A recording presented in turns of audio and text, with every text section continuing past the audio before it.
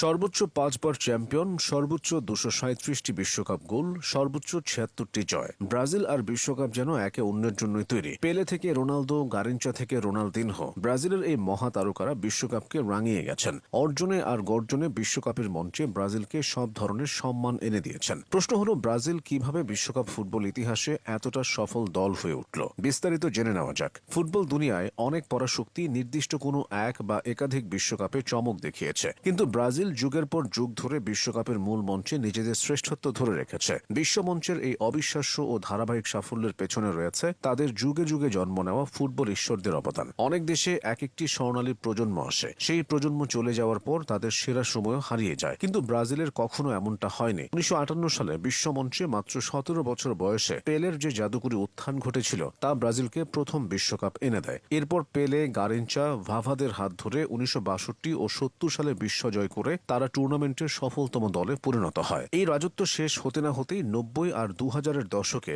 বিশ্বকাপাতে আসেন Romario, Bebeto, Ronaldo Nazario, Rivaldo এবং রোনালদিনহোর মতো তারকারা। ১৯৯৪ সালে রোমারিও, বেবেতোর জুটি এবং ২০০২ সালে রোনালদো, রিভালদো, রোনালদিনহোর 3R আক্রমণ ভাগ প্রতিপক্ষকে স্রেফ ধ্বংস করে ব্রাজিলের ট্রফি ক্যাবিনেটকে ৫ নম্বর বিশ্বজয়ের গৌরবে ভাসায়। এক প্রজন্ম বিদায় নিলে আরেক ঝাঁক তারকা তৈরি হওয়ার এই অবিরাম প্রক্রিয়ায় তাদের বিশ্বকাপের সফলতম দল বানিয়েছে। ব্রাজিলের সবচেয়ে খারাপ সময়টাতেও নেইমারের মতো একজন সুপারস্টার দলে আছে। তবে বিশ্বকাপের মঞ্চে এত সাফল্যের পেছনে আরও রহস্য আছে। ফুটবল বিশ্বকাপে ব্রাজিলের এই গৌরবময় মুকুট পরানোর পেছনে নেপথ্যের কারিগর ছিলেন তাদের বিশ্বজয়ী ট্যাকটিশিয়ান ও কোচেরা। ১৯৫৮ ও ৬২ সালে ভিসেন্তে ফিওলা এবং আইমর মোরেরা ব্রাজিলকে প্রথম ২ বিশ্বকাপ জয়ের স্বাদ এনে দেন। তবে ১৯৭০ সালে মারিও জাগালো এমন এক ড্রিম টিম গঠন করেন যা ফুটবল ইতিহাসের সর্বশ্রেষ্ঠ দল হিসেবে কথিত। এরপর ১৯৯৪ সালে কার্লোস আলবার্তো পাহেইরার রক্ষণাত্মক ও গোছানো কৌশল এবং ২০০২ সালে লুইস ফেলিপে স্কলারির ৩-৫-২ ফরমেশনের আক্রমণাত্মক রণকৌশল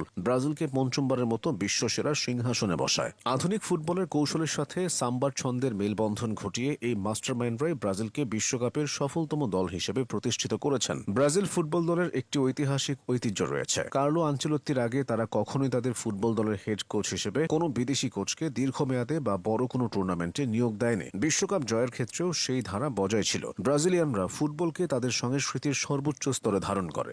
ব্রাজিলে ফুটবল শুধু একটি খেলা বা বিনোদন নয়, এটি তাদের জীবনের অবিচ্ছেদ্য অংশ, অনেকটা ধর্মের মতো। শৈশব থেকে দারিদ্র্য আর কঠিন বাস্তবতার মুখোমুখি দাঁড়িয়ে ব্রাজিলিয়ান শিশুরা যখন ফুটবল পায়ে তুলে নেয়, তখন থেকেই তাদের মনে গেঁথে যায় বিশ্বকাপের সোনালী ট্রফি ছোঁয়ার স্বপ্ন। পেলে, রোনালদিনহোরা এই স্বপ্ন দেখেছিলেন, সেটা বাস্তবায়নও করেছিলেন। ফুটবলকে এভাবে হৃদয়ে ধারণ করার ফলেই জন্ম নিয়েছে তাদের নিজস্ব ফুটবল দর্শন, যোগ বনিত বা সুন্দর খেলা। বিশ্বকাপের মতো স্নায়ুচাপের মঞ্চেও ব্রাজিলিয়ানরা ফুটবল মাঠে জয় পাওয়ার চেয়ে খেলাটাকে শিল্পের রূপ দিতে বেশি ভালোবাসে। তাদের বিখ্যাত সাম্বা নৃত্যের ছন্দ, গতি আর শারীরিক নমনীয়তা তারা ফুটিয়ে তোলে বিশ্বকাপের সবুজ ঘাসে। তাদের চোখ ধাঁধানোর স্কিল প্রতিপক্ষ রক্ষণভাগকে মুহূর্তের মধ্যে ভেঙে চুরমার করে দেয়। যদিও অতীতের সেই যোগ বনিত বর্তমান ব্রাজিল দলে অনেকটাই অনুপস্থিত, তারপরও ফুটবলকে শিল্পের পর্যায়ে নিয়ে যাওয়ার এই দর্শনে বিশ্বকাপে তাদের সবচেয়ে সফল দল হিসেবে প্রতিষ্ঠিত করেছে।